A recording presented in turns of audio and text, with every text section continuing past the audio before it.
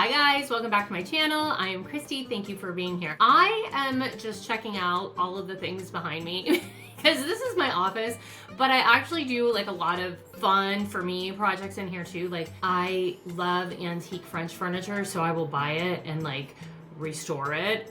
So like these are newer projects back here. Plus look, there's my clue that I love. That's like my deluxe clue. It looks like a dollhouse. And so many of you guys commented on the I'll slam whatever I want floor mat on the last video. It's just a good time here all around, right? Anyway, welcome back to my channel. I hope that you are all having a lovely holiday season. I'm here to do part 2 of last week's video that you all seem to love so much.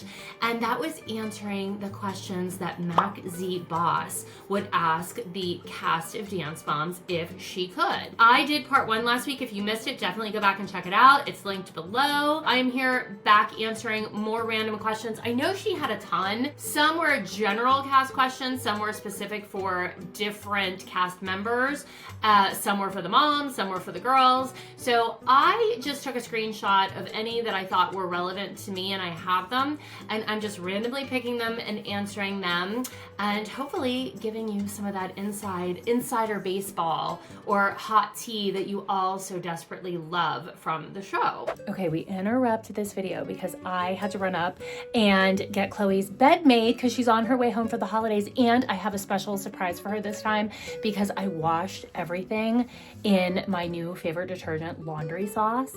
Have you guys smelled laundry sauce? Because it turns laundry into like the most luxurious experience ever. My entire house smells like the most chic 5-star hotel ever. Chloe loves a luxurious experience, so she's gonna come home, she's gonna love it. I have to make her bed. Okay, look at the packaging. First of all, it's very chic. Look how cute. Smell good, look good, feel good. Love that the pods are eco-friendly because they're pre-measured. I barely have any fabric softener left because I literally use this on everything. The French saffron, the smell of this, she's gonna die. She's gonna love it. So if you wanna sleep in high-end luxury scent like Chloe, I have a code for you. Use my code Christy15 to get 15% off right now. And I'm telling you, I lay in bed and I'm like, oh, I can't wait for Chloe to smell it. It smells heavenly. What was the culture like on the Dance Moms set? The most honest answer to that is pretty much what you saw on the show. I mean, that literally was what it was like, which seems like a lot of stress, which it was. I have to say, a certain someone who was in the cast made it very unpleasant even when the cameras weren't off. However, I will say, especially at the beginning, I feel like we had more fun as a cast. Like the moms always tried to have fun with the girls. You know, we tried to, even on days that were dark for the girls, we tried to make it positive. If we were traveling, we always tried to like take the girls to do something cool in a city if we had time. On Fridays though, I can tell you, Fridays were always our travel day, at least the seasons that I was on in Pittsburgh. So if we traveled on the bus to say, I don't know, Ohio, Virginia, Voorhees, New Jersey, wherever we would go, when we would arrive that day, the moms would undoubtedly always end up going to dinner together. It was kind of our culture. Even if we were fighting, we would go to dinner, and you know, it was just a time for us to relax. The girls on Fridays would usually be rehearsing. It would be stressful for them because they had to get to bed early. They had to remember their routines for Saturday. So Saturday nights after competition, the kids, I think, always had more fun because the pressure was off, at least for a few days. So that's when they would like make video stars and play Wizard of Oz. Like they played all kinds of things. So I think that was fun. I mean, it was tense because we had one person who just couldn't enjoy the fact that this was like a once in a lifetime experience. I think that had she not been so all the time, I think the moms and the girls and the crew would have had a lot of fun together because we were having a fun, cool experience that I think everyone would have enjoyed, and we all got along for the most part really well. So the culture was very similar to what you see on TV, which is sad to think about because it could have been so much more fun, especially because our kids were so young and like they were always having fun, like playing pranks on people and stuff. I just think that it could have been nicer. It could have been nicer. Why didn't you leave her studio when the inappropriate gifts, bullying, and body shaming first began? I hate to say it like this, but it's kind of like you pick and choose your battles. Like the inappropriate gifts, I know everybody's talking about like the holiday underwear. Like, was it insane? Yes, it was insane. But our kids were little, so it was almost kind of like so wild and insane that we would just sort of like laugh it off, kind of like, don't ignore that, you know, like look at your copy of Ratatouille DVD that your friend gave you and let's focus on that. Body shaming didn't really happen, at least I can speak about Chloe when she was little. That wasn't something that we were talking about. Yes, it happened later, and yes, it happened to the older girls, but like before the show started, that wasn't something that we were like necessarily exposed to. The other thing too, I think everybody forgets or maybe doesn't realize is our girls before the show weren't with Abby the entire time they were at the studio. In fact, they did not see her very often because she worked so much more with the older kids.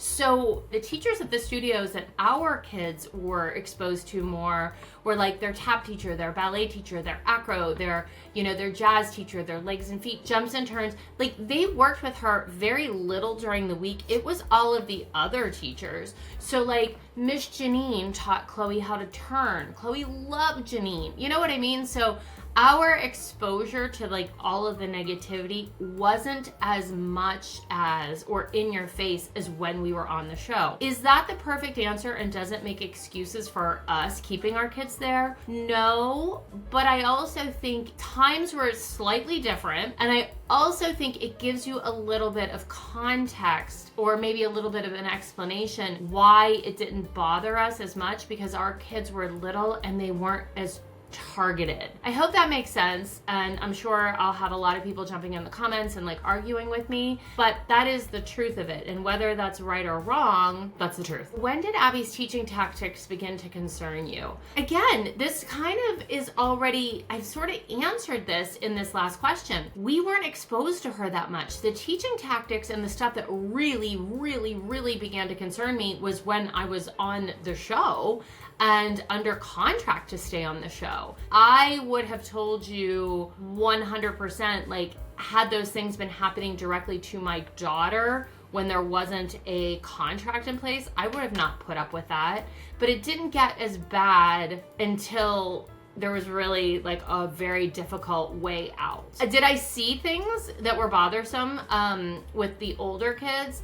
Again, yes, but those weren't my battles to fight, if you will. You know, like they had parents who were taking care of arguing or removing their children. Everybody kind of looked out for your own kids. You weren't like standing up for the justice of everyone. You were looking out for your own children because that's kind of human nature, I feel like. Did you really threaten to sue the network to leave the show? I mean, not technically, that is not what it was. It was, again, I can't really expose too much of this. I'm gonna just say, no, I did not threaten to sue. That is not the right verbiage there, for sure. How did the vibe on the set of Dance Moms change over the years you were there? I'm gonna tell you, season 1 was hard because the schedule was hard. We didn't understand like what we were really getting ourselves into. Honestly, when the show started, we did not even realize that the girls would need to learn a new dance every week. Like that didn't really come about until like week 2 or 3. So how did the vibe change? I mean,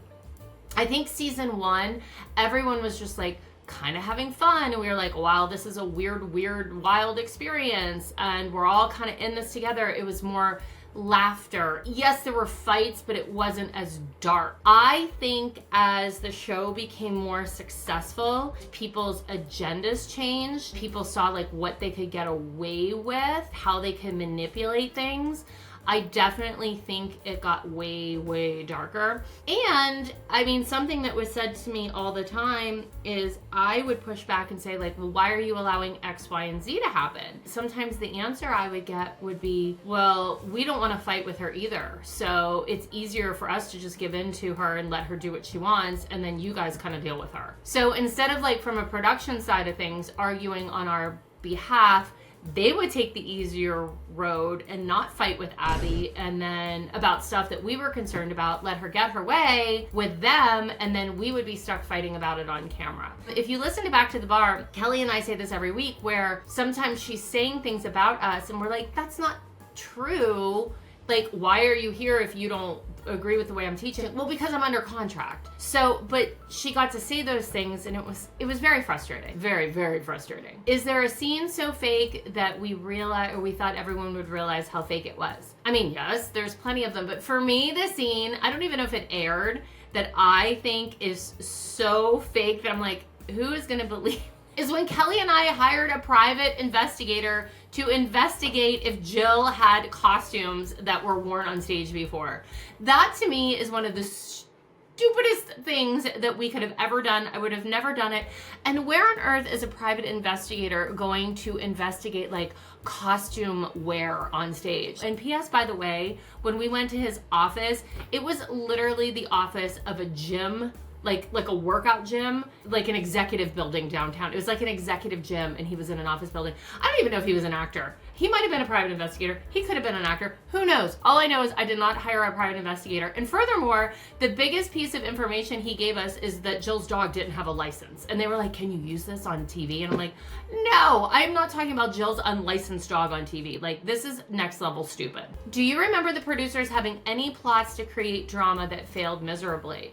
I mean, honestly, I feel as though the producers always ended up with more drama than they than they could even hope for, because they would start and go down one lane and they'd be like, okay, we really want this to happen, and we were like, hold my beer, we've got this. And we would like go so far hard right and give them way more drama than they were like, this is amazing. But as far as drama that failed miserably, one thing I think that they wanted drama about is we knew that the Broadway Blondes costumes were exceptionally scandalous, which they were. I think they wanted us to fight about that.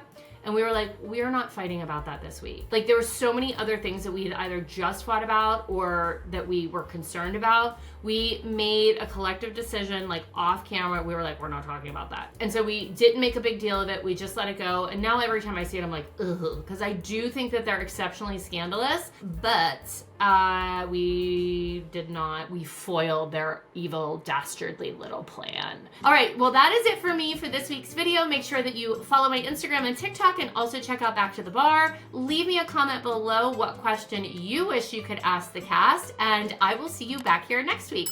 Bye.